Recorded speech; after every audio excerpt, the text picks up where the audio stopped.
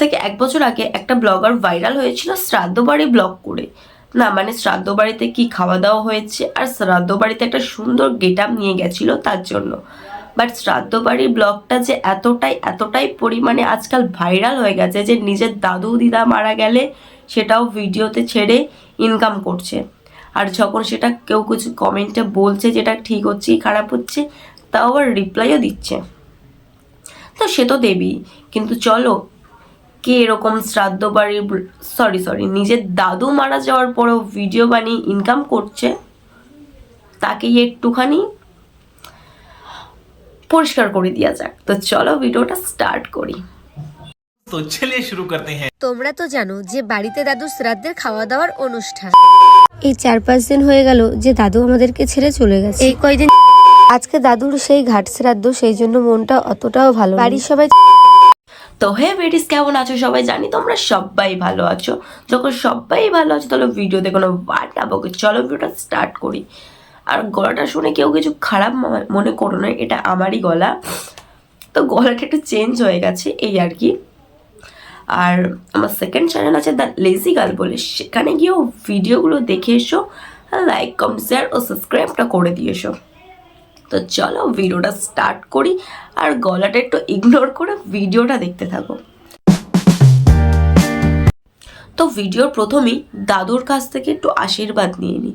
না মানে মারা ছোটবেলা থেকে শিখিয়েছে যে কোনো মানে মরে গেলে কেউ তাকে দেখলে প্রণাম করতে হয়। তো দাদুকে প্রথমেই প্রণাম করে নিই। তো দাদু তুমি যেখানে থাকো ভালো থেকো। হয়ে গেল যে দাদু আমাদেরকে ছেড়ে চলে গেছে। এই কয়দিন যে থেকে ওনার দাদু মারা গেছে তারপর থেকে প্রতিটা ভিডিওতে যে আমার দাদু মারা গেছে, এই 4-5 দিন হয়েছে দাদু মারা গেছে, দাদু মরে যাওয়ার পর এই হয়েছে, দাদুর এই হয়েছে, দাদু সেই হয়েছে, মানে ভিডিও শুরু হওয়ার আগে দাদু দাদু দাদু। আরে বাবা, দাদু মরে গিয়েও কি শান্তি পাবে না? না দাদু মরে যাওয়ার পরেও সেই দাদু দাদু বলে ভিউজটা কামাবে। করছে যে আমার দাদু মারা গেছে আর আমি এদিকে নাকি কোমর তুলে নাচ করে বেড়াচ্ছি। এসব উল্টোপাল্টা কেমন কেন? আর এই কেন তোমরা এরকম কমেন্ট করছো বলো তো?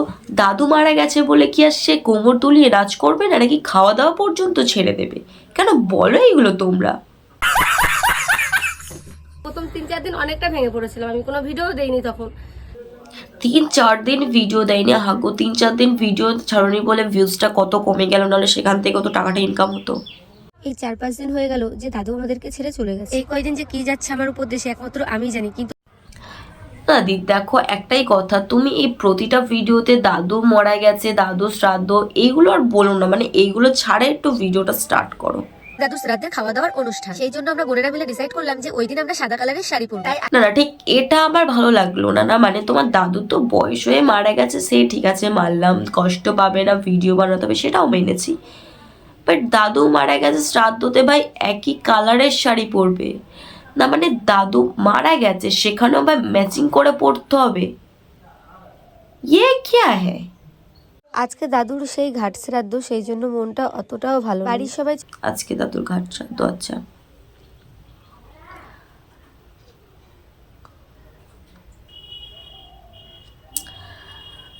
দেখো দিদি কিন্তু এরকম বলে বলে বাবা কাকারা ন্যাড়া হয়েছিল, ওগুলো না দেখে কিন্তু আমার মুডটা ভীষণ পরিমাণে খারাপ ছিল, সেই জন্য বাড়িতে চলে আসলাম।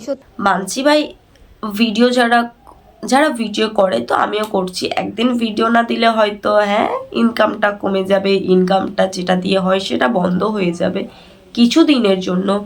বাট ফ্যামিলির কেউ যতই মরে যাক যাই করুক, মানে থাকে নিয়ে কন্টেন্ট বানাতে গেলে একটু হলেও ভাই বুকে লাগবে যে মারা গেছে তাকে নিয়ে এত কন্টেন্ট করব, ভালো লাগলো না। তো ভিডিওটা শুধু জাস্ট এমনি বানানো, এমনি বলতে না মজা না দুঃখ, জাস্ট এমনি। তো যদি ভালো লেগে থাকে তাহলে লাইক কমেন্ট শেয়ার ও সাবস্ক্রাইবটা করতে ভুলবে না কিন্তু।